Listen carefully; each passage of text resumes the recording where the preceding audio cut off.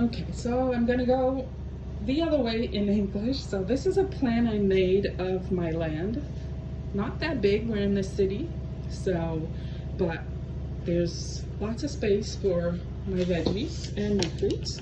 So everything that's green is where I've planted stuff on the land.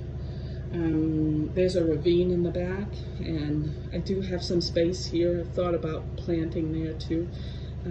Our land stops there, but I mean, there's nobody. It's a huge ravine, and in the back it's a farm. So I have almost all my fruits here. I do my veggies along here.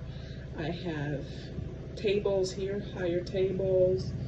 I've got the kids' gardens, and I'm thinking of doing a wall here for peas and carrots. So, and then in the front, that's what I added last year, growing stuff on this. I don't know what it's called in English, but and then here I usually put my cabbages.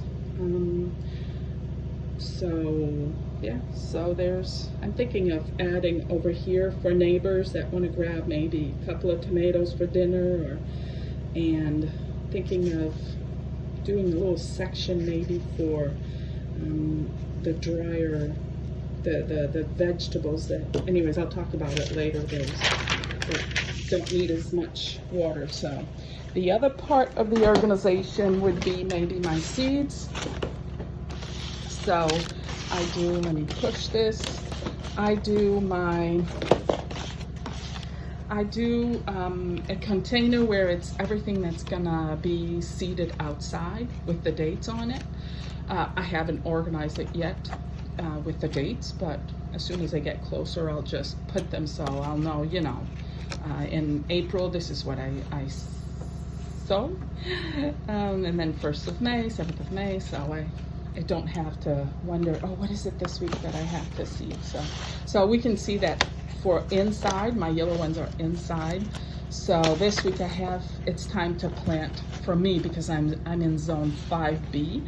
I have to plant my leeks, my onions, and my celery next week probably.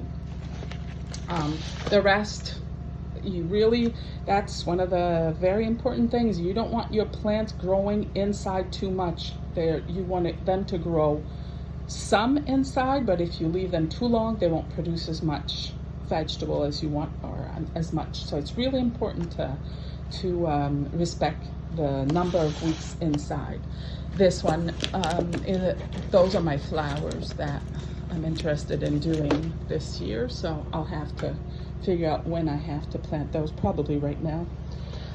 This I have, it's in French.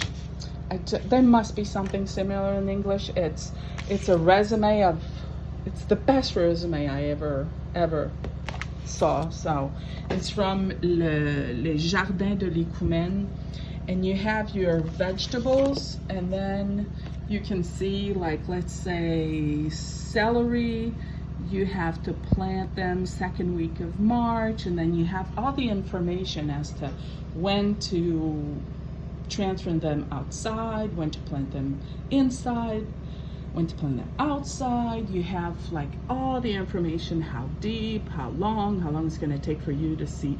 I mean, if it says 5 to 7 days for you to see a seedling, and you're like at 10, 12 days and you haven't seen one, well, something's wrong with your batch of seeds, or so it's like get more seeds and try again. So it's really, it gives you a good resume of everything as far as time and all the information you might need for certain most plants that we use in our gardens here.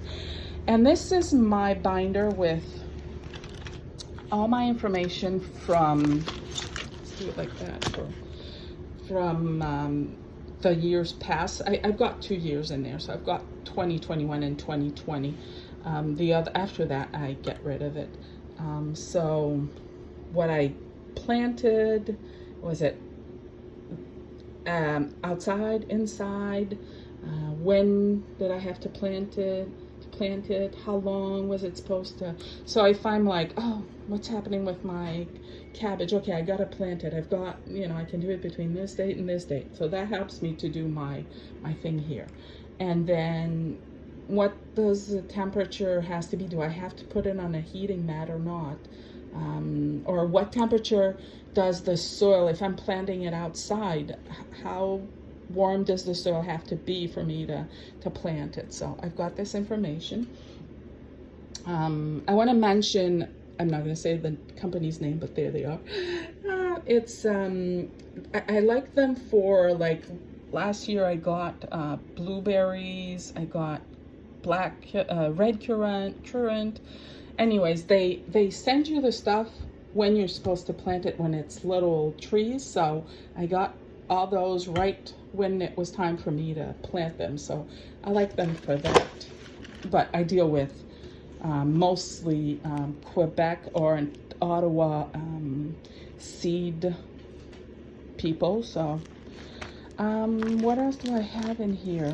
I also like to be careful what I plant close to something like, let's say carrot. Which other vegetables can I plant close without running into a problem of not as much?